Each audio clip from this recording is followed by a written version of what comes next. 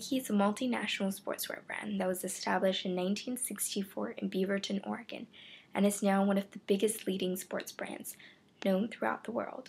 Nike looks for particular countries that have badly established protective labor laws and cheap labor. Therefore, more people want to work in the Nike factories.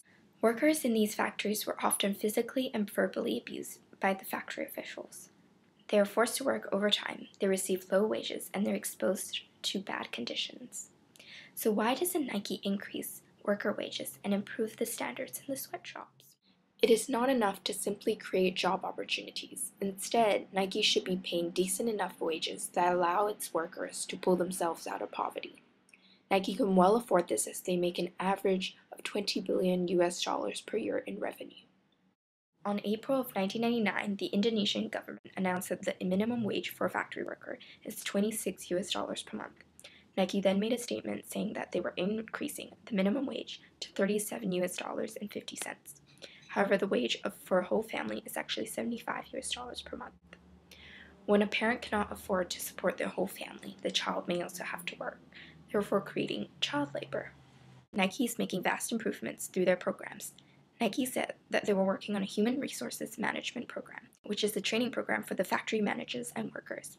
Factory managers are consistent in completing requirements given to them, but they lack the systems to achieve it. By using this program, Nike can improve the working conditions in the factories. Looking at this diagram in the period that they recorded this information, the number of violations they have made had decreased by 5% over the past 5 years.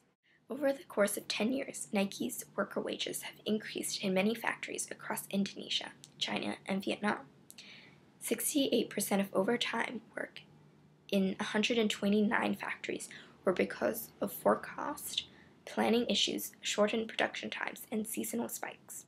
It states that Nike understands and has realized that working overtime is not good for both workers and the business, as it costs them a lot of money. In early 2012, Nike agreed to pay $1 million to the 4,500 Indonesian workers for the unpaid overtime. The national chairman of the trade union, Serikat Pekerja Nasional, said that this has the potential to send shockwaves through the Indonesian labor movement. We have only just begun.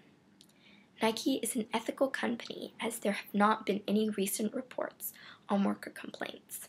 Their company has come to understand and improve their standards in terms of working conditions in the factories.